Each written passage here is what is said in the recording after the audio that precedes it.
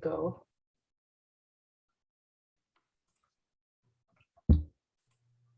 Good evening, everybody. I welcome you to the first meeting in the new year in 2022. This is also the year for the Rotary Convention in Houston, hopefully.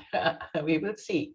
So first, it's time for our weekly meeting and we will start with the bell, right? Here we go. So do we have any happy news this week you want to share with us?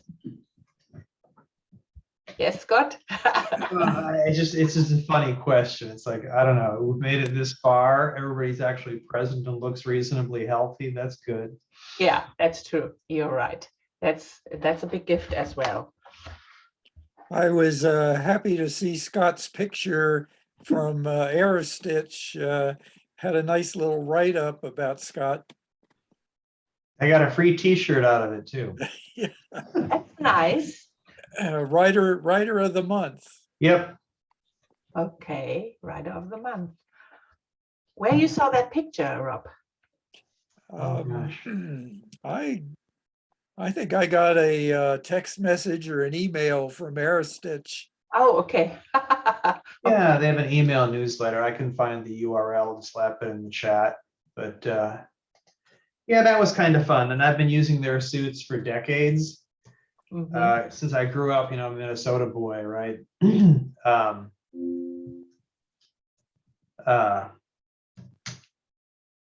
kind of no stranger to their stuff. I use their stuff a good bit. I've got a couple suits and live by it. They have nothing for me, really.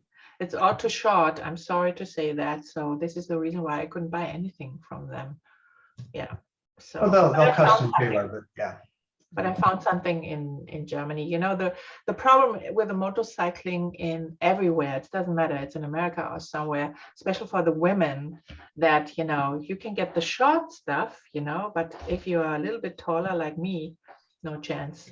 It's really hard to find something what really fits perfectly for women. They have under 10% riding women. This is why they paying not attention, for the needs of the ladies, so, but it is tonight. So I will introduce you to our speaker tonight, Anjay Stewart. Did I say that right, Anjay? Yes, ma'am. Thank you. So I saw him a couple of months ago on a Zoom meeting on my husband's club, Memorial Spring Branch here in Houston. And I thought, that's really fabulous. And I will invite him. And he said, yes. I'm very thankful for that because I'm sure he's very, popular. And he's born in England, by the way.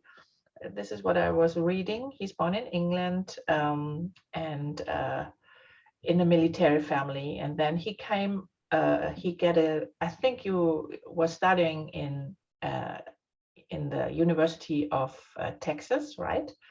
And you get some more graduations, and then you wanted to be an astronaut since you was a kid, is that right?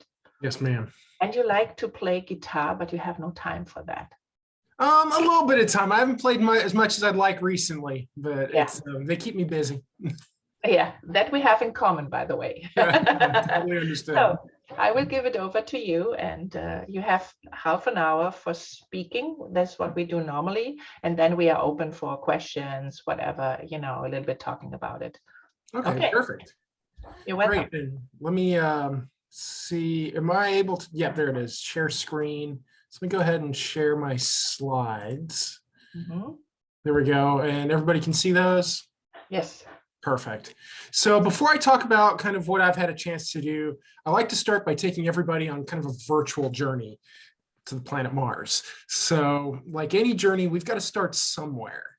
And for this journey, I'd like to start as on the International Space Station. So if you are an astronaut aboard the ISS and you look out the window, this is your view. This is the view out the cupola module on the ISS. And you get to look out those windows and you get to see all of the planet Earth unfolding beneath you. You get to see sites, from what I understand, they're kind of unmatched, for at least from what I've heard. And So we think of space being really far away, but if you're aboard the ISS, you're probably not as far as you think you are. In fact, depending on where you are in your orbit at any given time, you might be pretty close to home. And so I like to show this photograph. This was one that was taken from the space station. So one of the astronauts had a zoom lens on their camera, and they floated over to one of the windows, pointed the lens, and took a shot. And the reason I like to show this photograph is because right here in the middle is the Johnson Space Center in Houston, Texas. So in this photograph, the astronauts spend a lot of their time training at JSC. Most of them live in the area. So in the housing areas around the center there, the astronaut that took this photo, their house is probably in this photograph too. So even though you're in space, you can very literally see your house from here. But as I said, this isn't the end of our journey. This is just where we're starting. We've got a long way to go, so let's keep on going. This was a photograph that was taken during the Apollo missions. So we're far enough away now. We're not quite to the moon yet, but we're far enough away that now, instead of just seeing a horizon, we see the whole globe of Earth. So we're getting farther away, but even here, we still see a lot of familiar sights. In this photograph, you can see the coastline of Africa. You can see the Atlantic and Indian Oceans. If you look close enough at the bottom, you can even see the coastline of Antarctica down there. So even though we're getting farther away, it still looks like planet Earth to us. So let's keep on going. This one's a famous photograph also taken during the Apollo missions. This one was called Earthrise. And so the astronauts, this was taken aboard Apollo 8, and they were orbiting the moon. And as they were orbiting, they came over the limb of the moon and they saw the globe, they saw Earth. And the moon's kind of the farthest we've ever sent people right now. So this photograph essentially represents the farthest humans have ever been from their home planet. But it's still close enough that you can still see those familiar coastlines, those familiar weather patterns, the oceans. It still looks like home. This is just the moon now. I promised Mars. So let's head on out to Mars now. So this is a photograph from the surface of Mars. We've never sent anybody to Mars yet. So the way we got this photograph is robotically. We sent robotic explorers to Mars first. This particular shot was taken from the Curiosity rover. It was on the surface of Mars for about a year, and then the flight controllers at JPL told it to point its camera back up at Earth and take a photograph one night. And if you're looking for it, it's a little dot right there. It's a long way from Mars to Earth. Whenever we send people there for the first time, it will be the farthest humans have ever traveled from home. It will be a very long mission, potentially up to 2.5 years. It will be performed in very small, cramped spaceships with a small crew of people. So if this sounds very stressful, sounds like the astronauts might get homesick, you're absolutely right. And this could be something that weighs heavily on the astronauts during the mission. And before we send astronauts out to Mars for real, we want to make sure that we understand the challenges they're going to face and have ways to help them deal with these. So it'd be nice if we had some sort of kind of practice Mars here on Earth that we could kind of use to study that. You know, if there was sort of a way we could practice these before we did them for real. Well, it turns out we do. And this is where I come in. So on the photograph on the right, the one that looks like it's in a warehouse, that's a facility at the Johnson Space Center that we call the Human Exploration Research Analog, or HERA for short. And that's a facility where NASA puts volunteers basically to act like astronauts for a period of time. So they go into this facility and they live in there like astronauts would, nowadays up to 6 weeks at a time. I've actually spent 2 weeks in this facility. So I was in one of the earlier shorter missions, simulating a mission out to an asteroid, while NASA studied myself and my team for the effects of isolation, psychology, team coherence, that sort of thing. It sounds very stressful, but it's also a lot of fun, and I enjoyed it enough that I decided to go ahead and do a second mission as well. And that's the photograph on the left, the one that looks like it's kind of out on the rocks. That is the Hawaii Space Exploration Analog and Simulation. That's a facility that at the time was run by the University of Hawaii with help from NASA. And there they did longer duration studies. So it's similar studies to what they were doing in Hera, but much longer. So instead of spending 2 weeks in there, I spent a whole year, 366 days simulating a mission on the Martian surface. NASA has a name for these sorts of facilities. They call them spaceflight analogs. And the point is they're trying to get them to model some aspect of spaceflight kind of as closely as they can, so they can either train astronauts or study astronauts and astronaut-like volunteers to understand kind of the effects of spaceflight. And they go to great lengths to make it kind of as realistic as you can. There's certain limitations, we're still here on Earth, so we're not floating in zero G. And for our missions, it wasn't a sealed atmosphere, so we were still able to breathe the air. But this is, again, a shot of high seas. And if you look, even though it's in Hawaii, it's on the northern face of Mauna Loa on these very geologically young rock lava flows. And even though it's here on Earth, you look out there, it's very desolate. It looks like you're on another planet. So they go to great lengths to at least kind of help you suspend disbelief to some extent and make it seem as realistic as possible, so that the effects you experience are as close to the real thing as possible as well. See, I see a chat. There we go. Okay, so these analogs, they're part of sort of a bigger group of facilities that are called isolated and confined environments. These are the only words I've got on these slides. These are kind of my notes here, but these isolated and confined environments, it's not just these analogs. There's actually a whole host of facilities we have here on and off the Earth that fall under this kind of umbrella as well. Places like this International Space Station, Antarctic research bases, submarines out at sea, and they all kind of have sort of characteristics that they sort of share that make them kind of unique from normal living conditions. So they tend to be a long way from inhabited areas, so they tend to be very remote. Again, you can think of the space station up in orbit or an Antarctic research station, or high seas up on the side of that volcano. They tend to be difficult to enter or leave. I mean, if you think of the International Space Station, to get there, you have to get on a rocket and get sent there on a spacecraft. To get to Antarctica, it's a series of cargo flights going through Christchurch, New Zealand. So it's these are places that aren't easy to get to typically. And the reason they're so far away and so difficult to get to is often we're placing these environments in places that are hostile. Again, the vacuum of space or the extreme cold of Antarctica or the underwater environment for a submarine. These are places that are sort of actively hostile to life.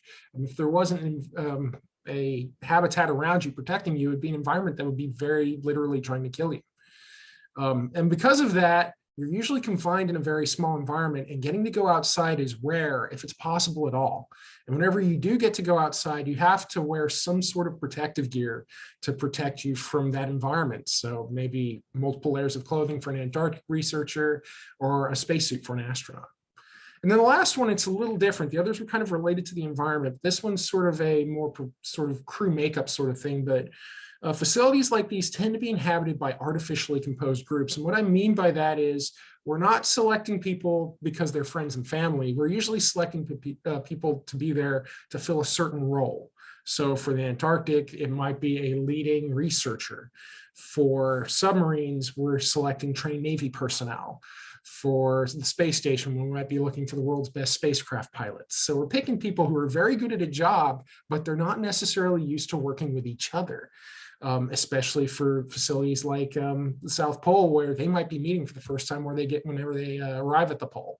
And so these are people who don't necessarily get along with each other at first, or naturally get along with each other in day-to-day life. And so all these together, the confinement, the sort of extreme environment, the distance from home, the working with people who may not have been selected based on psychological reasons, all of these kind of mesh together to create some unique stresses. And again, these are definitely stresses that are present for a Mars mission, and NASA wants to understand these because these are the sort of things that can affect sort of crew performance and can get in the way of success on a mission. I've made it sound kind of very desolate and sort of very lonely up there, but whenever you do go on a mission like this, either simulated or a real space mission, you're usually there with a crew of people. And these were the crews I spent time with. So on the left side there, That was the crew I spent 2 weeks with at Hera at Johnson Space Center. So that's me on the left, the flight engineer for the mission. Next to me is Linda Royburn, and she's in the Air National Guard, originally here in Texas, but she's since relocated to Florida. And she was one of our mission specialists. So that's kind of NASA's terminology for sort of a scientist astronaut. Next to her is Dr. Shayna Gifford. Shay is a doctor in St. Louis and was our other mission specialist. And then in front there is Ethan Good, and he's a flight controller here at Johnson Space Center. Also has Antarctic experience as well prior to coming to NASA. So he was our crew commander. And so going from the 2-week mission to the year-long mission, and for this mission, we actually had an international crew. So starting on the left in the red shirts here, that's Cyprien Verseau, and he hails from Paris, France. He's a biologist, so he studies bacteria and how they might be beneficial to astronauts going out into space. Christiane Heineke's next to him. She's a physicist, and she was our chief science officer. She's from Germany, and she's our chief science officer. And she was there to kind of make sure that we were fulfilling all the tasks we needed to do for NASA's research. Carmel Johnson hails from Montana. She's a soil scientist and was our crew commander for the mission. Tristan Bastingthwaite next to her is also from Montana. He was studying at University of Hawaii at the time in architecture. So studying specifically space architecture. So making places for the astronauts to live that aren't just safe, but taking sort of crew comfort into account as well. So making a place that astronauts would actually feel comfortable living in too. Dr. Gifford was on this mission as well as our health and safety officer.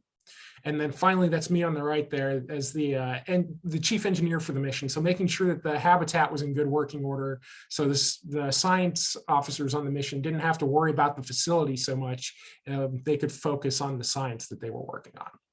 And what I like to stress here is whenever you see these people in these photographs, these were the only people I interacted with face-to-face for the duration of these missions. So the folks in the red there, those were the only 5 people I spoke with face-to-face for a whole year.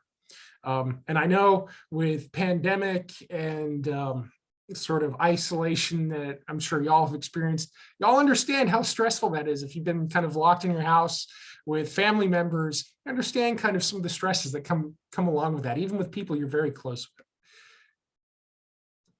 I like to take a few minutes to, I see there's some things in the chat. I'll answer everything at the end during the Q&A, so I'll come back to that, but please absolutely keep posting there. But I do like to talk about the habitat a little bit because it's such kind of a unique environment, especially the high seas habitat.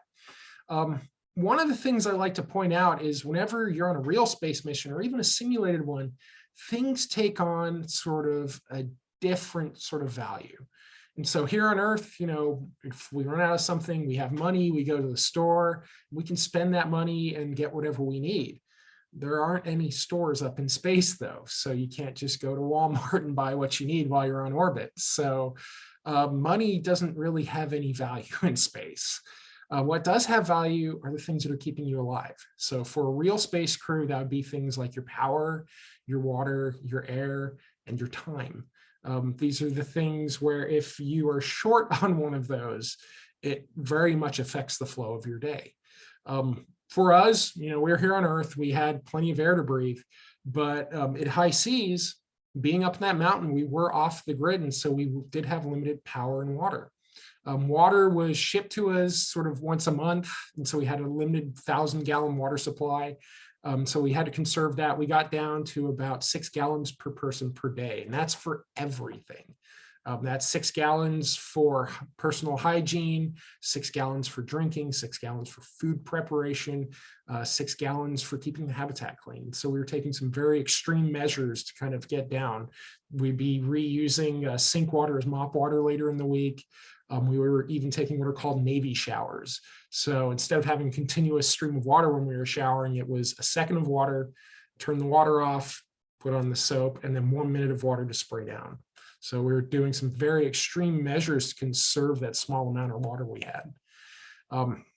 For power up on the mountain, our main source was solar.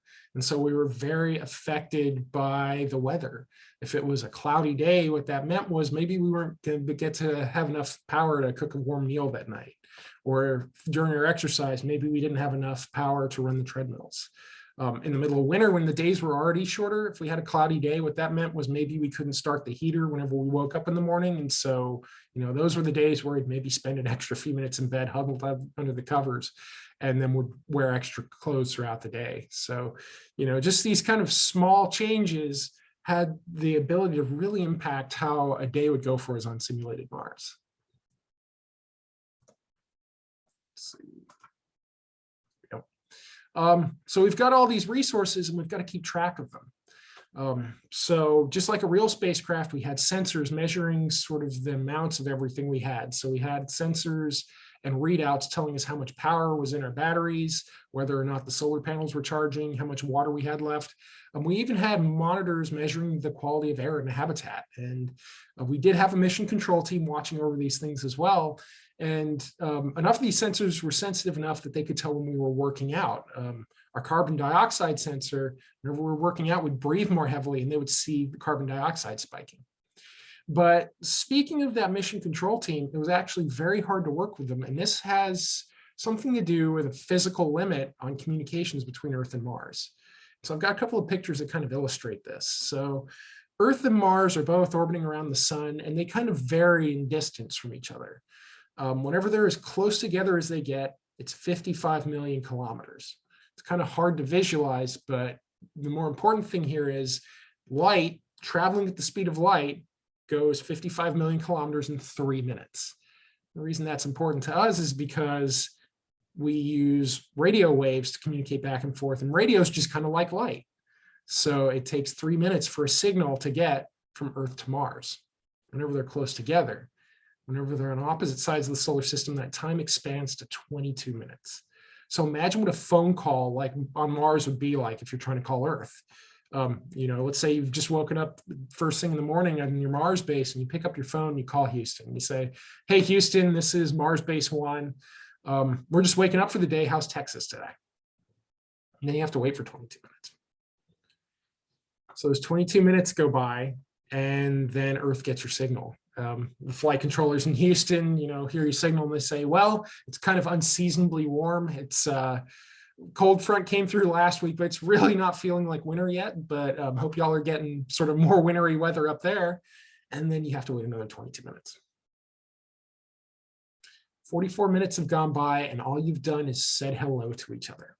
So conversations that would normally take minutes here on Earth all of a sudden take hours or even days on occasion. Communication back and forth between Mars and Earth is very difficult for that reason. It's not all bad. It's very challenging. For me, this was the biggest challenge in the mission.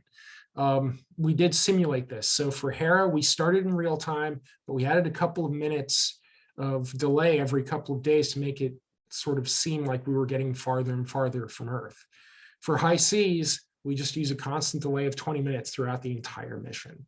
And again, for me, this was sort of the biggest challenge, was keeping in touch and keeping communication with both mission control and friends and family back home too. It's very difficult when you can't just pick up a phone and solve problems. But that being said, it's not all bad. We also found it very much helped us focus while we were up there. It's very easy to get things done whenever you don't have a whole bunch of distractions, or you can't go on the internet to go watch YouTube videos. It keeps you very focused, takes away a lot of distractions. So very challenging, but there are some benefits to it as well. Talked about the habitat, but I'd like to talk a little bit about life in there as well.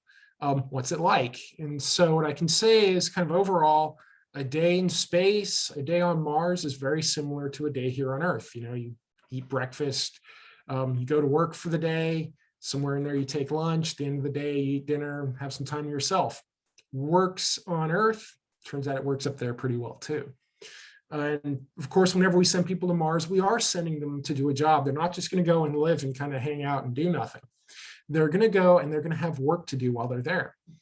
And the work they're going to be doing was similar to ours in that the work was focused on science. And so our job while we were on this missions were to do science as well. A lot of tasks similar to what the astronauts do, but ours had kind of the additional sort of dimension that instead of us doing science on the environment around us, we were the things that science was being done to. So there are various ways we did that. We filled out lots of sort of surveys asking us about our mood and our interactions with our crew members. But sort of the parts of the science I like the best are what we call flight-like tasks. So doing the same sort of tasks that astronauts perform, working with some of the same tools that they work with as well. The idea being that if we react a certain way in our simulated environment, that may predict what astronauts will experience whenever they go up to Mars for real. So they want to know, as we're doing these tasks over and over again, are we getting more efficient? Are we getting faster? Or are the stresses starting to set in, and are we starting to slow down over time? Again, NASA wants to know these things so they're ready for them and have countermeasures in place to be able to help the astronauts through these stresses. You've seen a few of our photographs for high seas. We have simulated spacesuits on. Hera being in that warehouse, we spent the whole 2 weeks in there, stepping outside. We would have gone from being in what looked like a space environment out to all of a sudden looking like we were in a warehouse. So we spent our whole 2 weeks in there. But for high seas, the benefit of being up on that mountain is we could step outside in simulated spacesuits and it still felt like we were on Mars.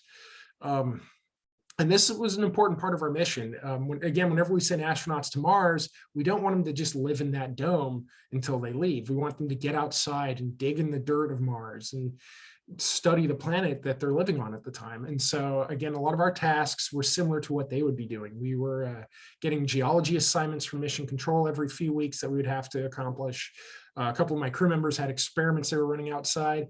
And just like your own home, every once in a while, something outside would break or get damaged, and we'd have to go outside in the spacesuits and repair that damage. So again, doing the same sort of things that astronauts would have to do.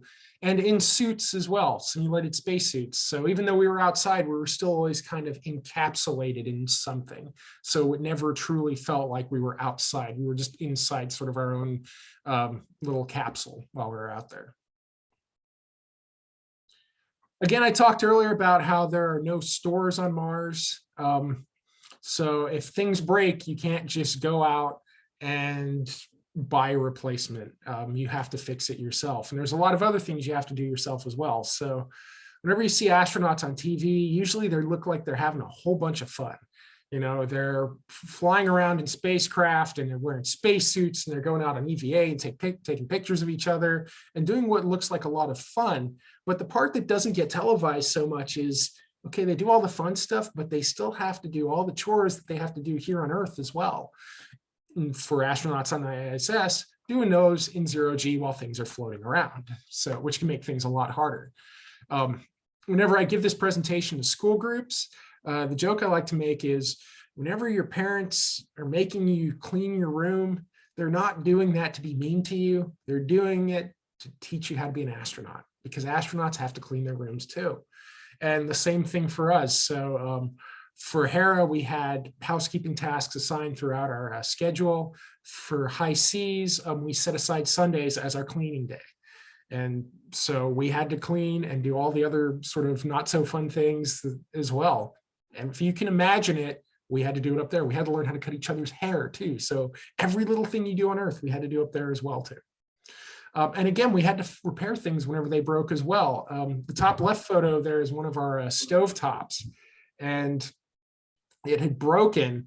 And that's me taking parts from another one that had broken and trying to get a working stove again so we could cook that night. Speaking of food, I like to spend a little bit of time talking about the food because it's the thing that's kind of so different. Whenever you're there, this sounds kind of odd. It starts out being very new and unique and different, and it's going to be, but after a while you fall into a routine. And eventually you find yourself waking up on a Wednesday morning and saying something like, oh, it's Wednesday morning, I better go put my spacesuit on because Wednesday is the day we go out in the spacesuits. And I understand now, I'm now away from the mission and back in real life, just how sort of absurd a sentence that is, but you get used to being there. But the food was the thing that was just different enough that it reminded me I was doing something unique. So for the 2-week mission, because it's at the Johnson Space Center, we got to eat the same food they eat on the ISS.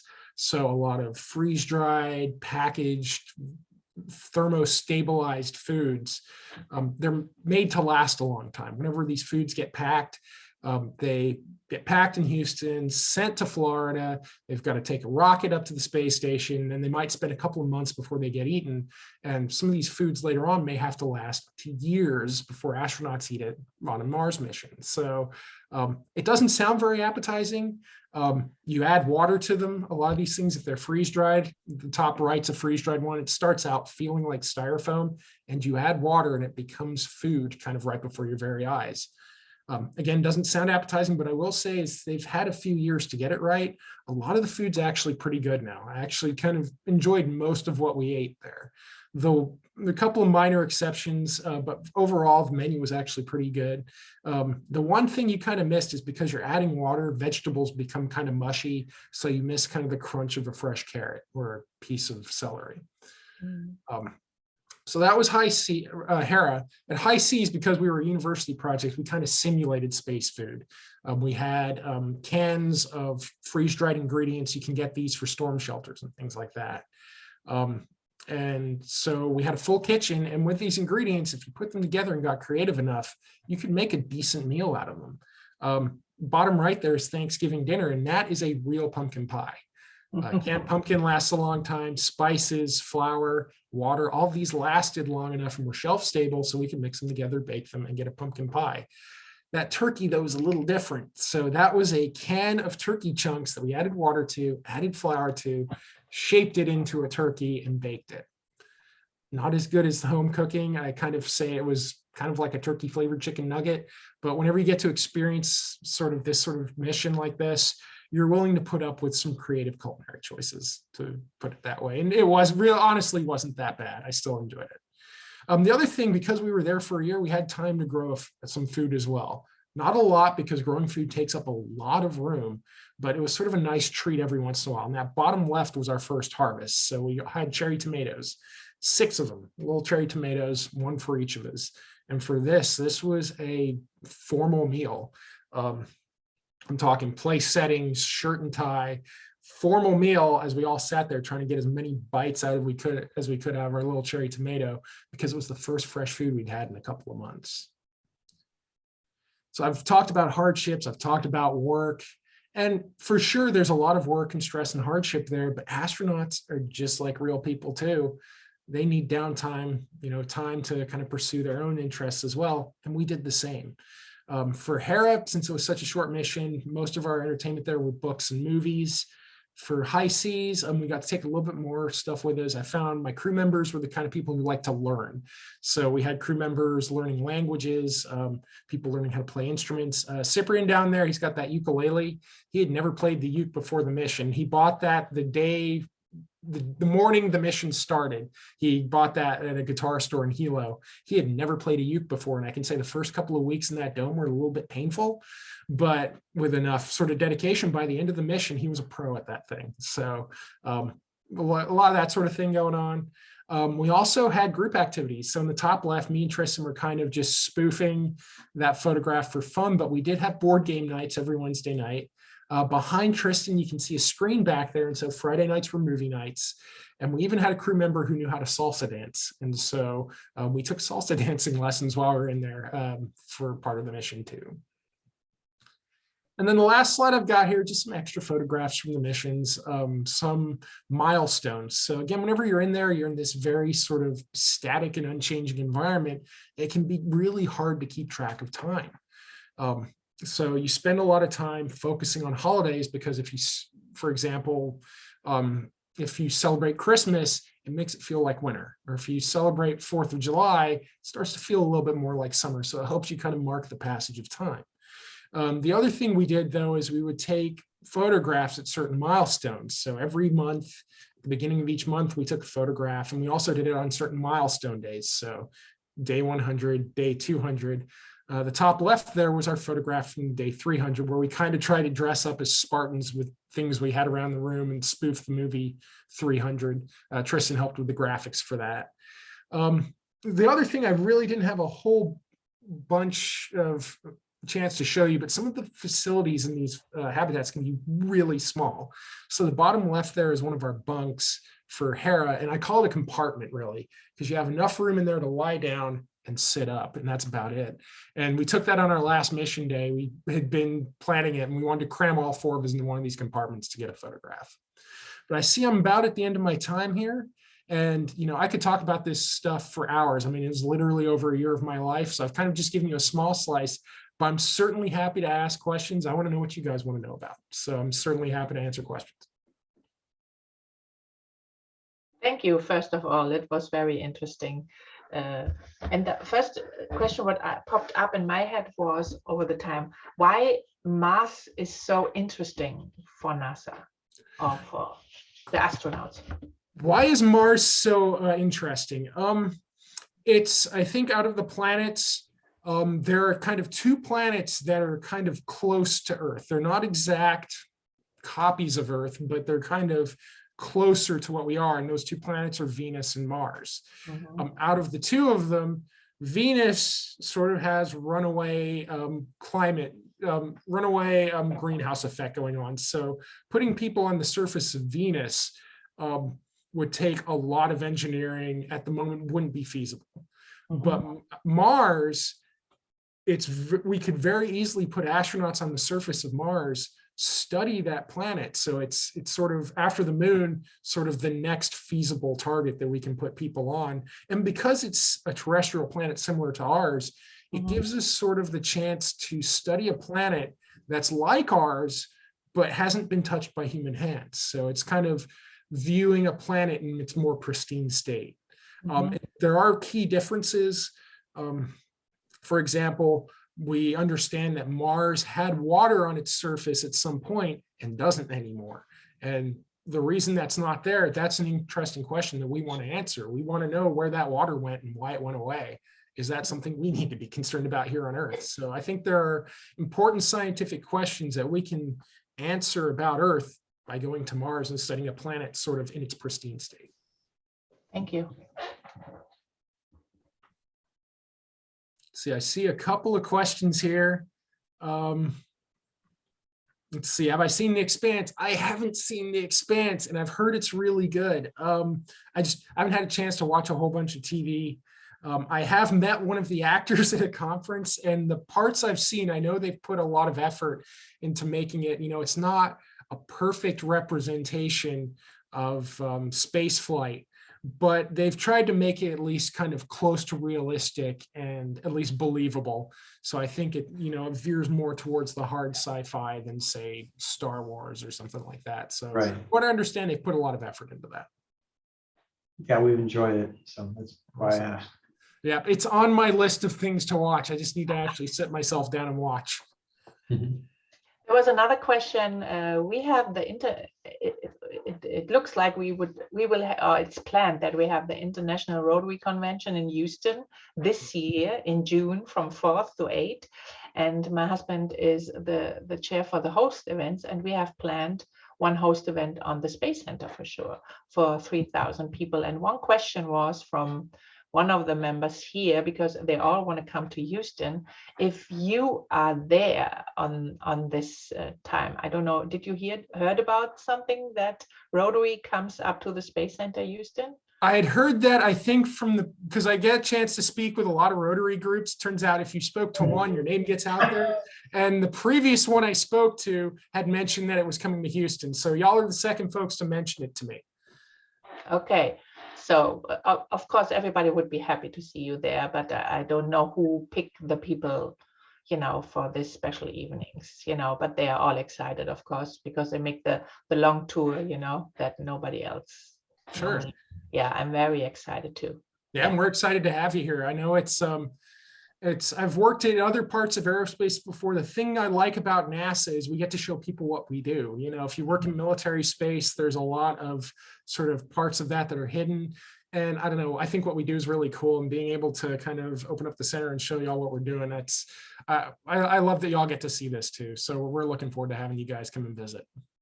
Yes. So do we have any other, we have enough time to, you know, ask him. Yeah, I saw the joke. I hope there's no teenagers in isolated confined environments. There's a lot more now that we're going through the pandemic.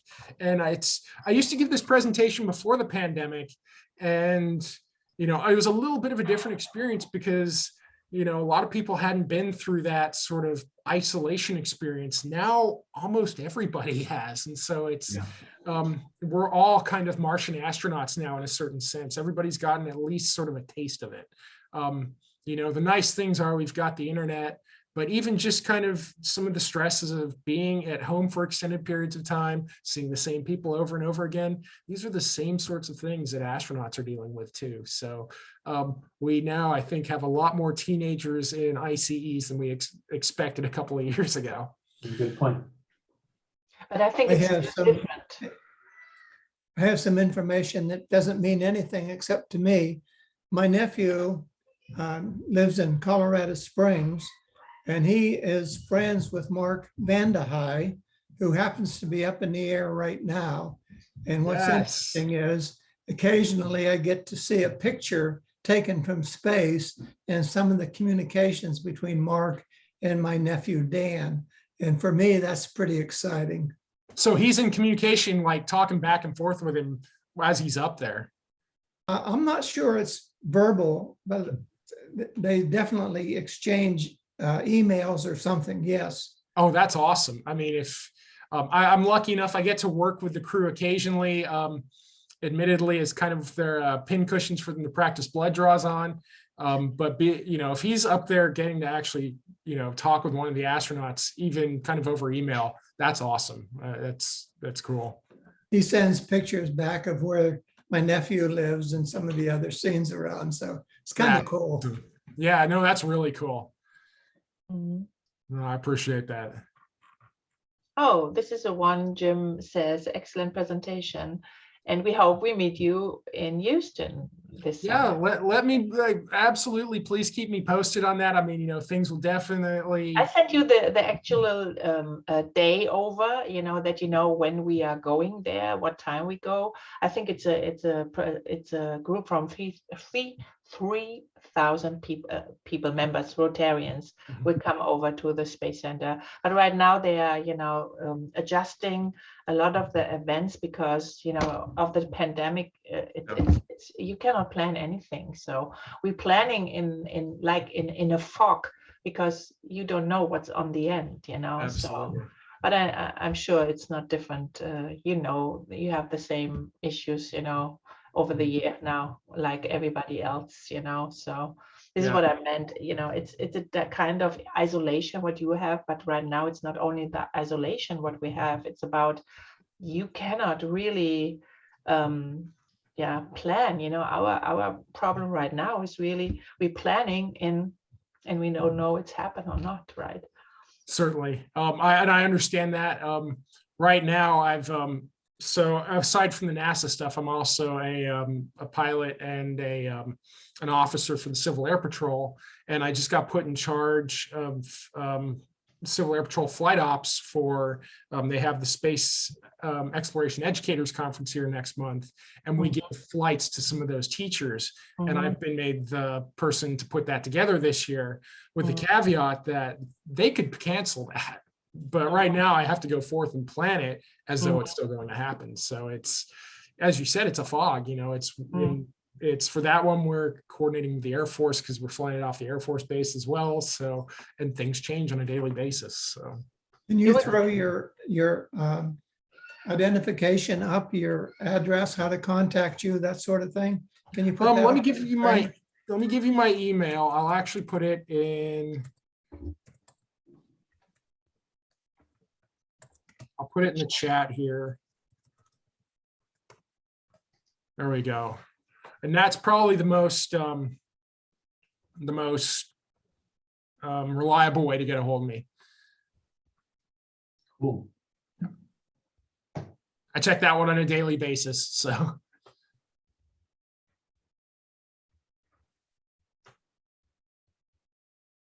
The first time when I came to Texas, I couldn't even go on all the spaces in Space Center because I was only a German. Now I can go because I'm a American German.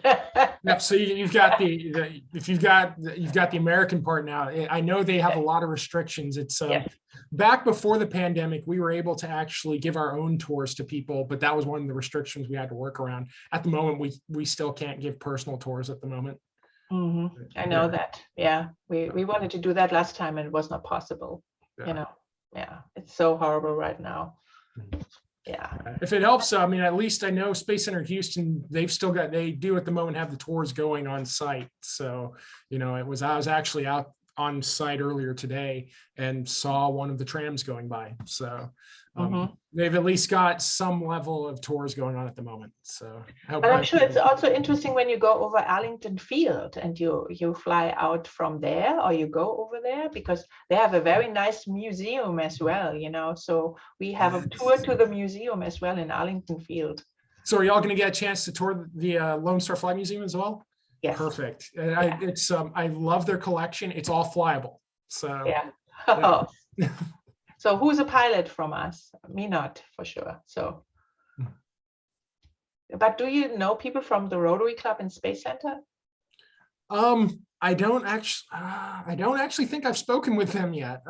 My first Rotary was actually across town. I want to say, wasn't Katy area, I think it was more Sugarland area, but I don't actually think I've spoken with the like Seabrook or Clear Lake area group yet. Oh, Spring Branch for sure. Yes. That's how I saw you. Yeah. Yeah, that was fun. Yes. So thank you very much for coming out for us. And, you know, it was also a long term, right? Because we talked about month when I asked you first if you would do it and you said yes. So, and then we had no speaker appointment. So it needed a while. And so I really appreciate that. Thank you very much. Yeah, and thank you for your patience. A little bit of the background there. Part one, we've been working around two things. One of them is the Artemis launch, and right now we were looking at February. That's moved to March, but back when we were planning this, it was possibly going to be in the air right now. So that was one of the things. The other thing is I've talked about two analogs. There is a third analog that I'm currently signed on as crew for, an 11-day mission, and I think it was originally supposed to run in November. I think they're looking at next month for that at the moment. They're still trying to get the facility together and ready to go. So I thank you for your patience while we were dealing with both of those. Oh, you're welcome. Very welcome. And hopefully we see you in June. It's from 4th to 8th is the convention. And the exactly date I will let you know. And then maybe, hopefully we can see you there. That would be awesome. Yeah, please let me know. If I can make it out, be happy to meet everybody. That'd be awesome. Thank you. Yeah, thank you. Yeah, so you can join us. We have still a little bit meeting until 7 o'clock. I'll mute, but I'm happy to stick in here for at least a few more minutes. Okay, thank you. Oh, thank you. I think that was pretty awesome, finally. So Absolutely. Yeah. Nice. it's Great. a different presentation I saw before, Excellent. but this is awesome, really awesome to understand a little bit more, and special what I thought with the isolation. I can not imagine, you know, even not with COVID, because we are still can go out, we can still communicate, but when you're on the mission and you are there, you know, for nothing, then it's pretty hard. So I hope you like the Germans, Andre. Because they are all in mission in the International Space Station too. I think there's another German right now. Yeah, I believe so. I'd have to. I'm just still getting back over the break, so I need to go look up the crew again on board. But I believe you're right. Yeah, they are in Darmstadt located, and this is not far from my own hometown. So I worked in Darmstadt for a while. So all the Germans coming from the European I don't know. ESA, European Space Agency. Exactly. Yes. Yeah, I've driven near there before. As I work in biotech, and so we have an office in Darmstadt. I spent a lot of time over there. Mhm. So there's the world small, right? Because Scott is normally sitting in California. In our club, it's very, you know, you see one is in Maryland, one is in Florida already. Chris is in South Carolina, right, Chris? And North Carolina. North Carolina. And, you know, so we are all over the place in this club. So that's the really unique thing for us. Because the only passion we have is motorcycle. You are not a motorcycle, right? Unfortunately, no. Yeah, I know a lot of people who do. I just haven't had a chance to get to it. It was my big one's been guitar and flying. Those are the ones that take up most of my time. Yeah, it's everything is time commusing. Everything what you do outside, also you have to make a decision.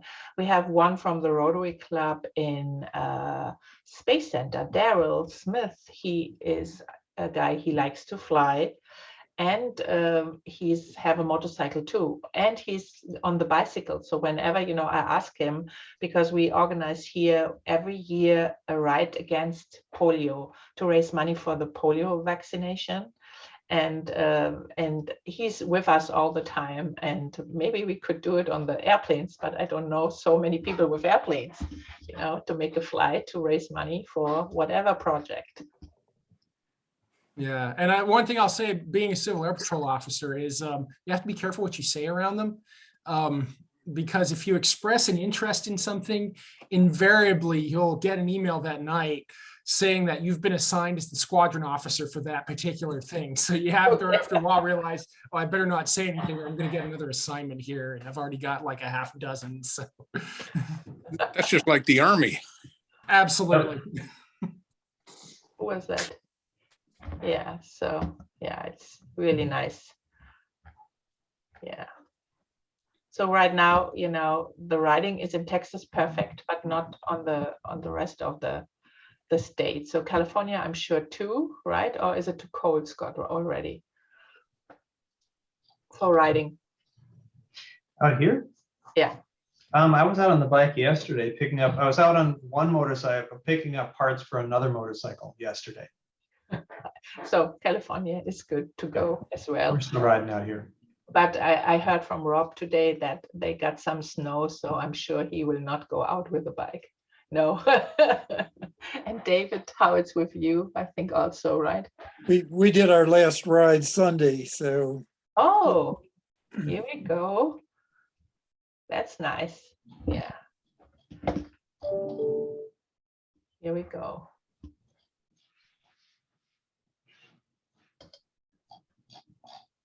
Oh, John, can you hear us right now? Yeah, I switched to my cell phone.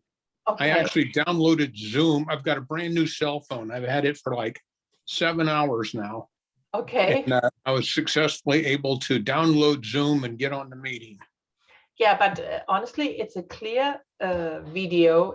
The voice is awesome, so yeah, you're good to set up. I don't know why my laptop didn't give me audio. Mhm. Maybe it's also a setting thing like last time with Keith, there is down there when you look at the mute button next to it, it says what speaker they have to use. Yeah, I got that a number of times, and Nothing happened. I tried everything. Okay, I'm so sorry. I hope. Not to worry. Did you heard anything, or did you missed the most? I didn't catch a thing. It was all muted. Oh, I think okay. it's all on YouTube. Yeah, exactly. We will have a video from that. I don't That's miss true. the button today, so you can see everything after the meeting. That's nice. Did you see the comment from Rory that it's 3 inches and still snowing up there? Yes. Yeah, so he's not doing any riding today. No. And he lives there by choice. Yeah. And what is with Otto? Otto is in Canada already. So Otto, what's happened in Canada? I'm sure they have a lot of snow. He's muted and I don't see a picture at all. So maybe. Yeah. So.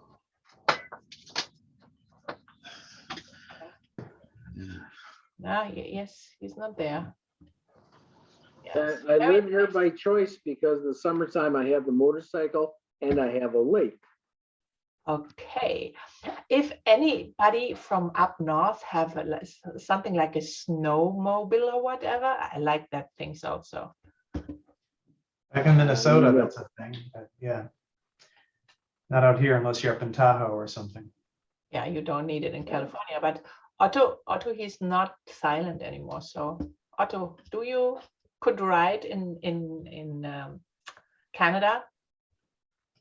No, if you can hear me, no, the answer is no. Well, certainly not anywhere except maybe in Vancouver, but I was in Vancouver on the coast, and they had very slushy snow, so it would be very, very tricky to do that. I have maybe 2 feet of snow, and I think we're expecting another 10, 15 centimeters, so 3, 4, 5 inches coming. Kind of hard to hear today. It's something- Well, it's probably on the wrong system here, but Oh, okay. Okay. But thank you for joining us today. I know it's the first week in the new year. Can you imagine? It's unbelievable, right? So 2021 goodbye, and 2022 we was working on the convention, I think the last 4 years, and we always hoping the day will come, and now it's very close. It's only a half year today, actually. What do we have today? Yeah, today actually we are a half year later. We are in the middle of the convention. Can you imagine that? It's only 6 months in the future now. So now it's really running the time, I'm sure, for that. I So- also have technical issues. So today's Wednesday, so at noon my time, and at 4 p.m. you start your meeting. So I've got to take all my computers and everything apart here, take it to the meeting, and put up there so I can play the meeting and host people, and then bring all my equipment back, and put it in my office and reassemble everything and try to get all the settings back again. And unfortunately, I didn't. So I still don't have the video. But right now you are clear from the voice, very clear from the voice. I did change the microphone. Ah, okay, that's the reason why. So Happy New Year to Canada. Yeah. Same So- thing for you. So who want to join us or to lead us, not to join us, join and lead. Here we go. There's Otto. Do you want to lead us in the 4-way test, Otto? The things we think, say, and do. Is it the truth? Give me Is some it fair help. to all concerned? Is it fair to all concerned? Will it, Bill? Goodwill. And Better friendships. And Official. Will it be Beneficial. beneficial to all concerned? is it going to be fun? Will it be fun? Yes, indeed. Way to go. Thank Pete. you, guys. Will Thank we you be guys for called? the meeting. Thank you, Anjay, for joining us. And we will keep you informed over the convention. Yeah, Yeah, thank you all for having me today, and I'm looking forward to seeing you all this summer. That'd be awesome. thank you. Absolutely. You all have a good one. Bye. You too. Bye, guys. It was a nice meeting. Bye-bye. Bye-bye.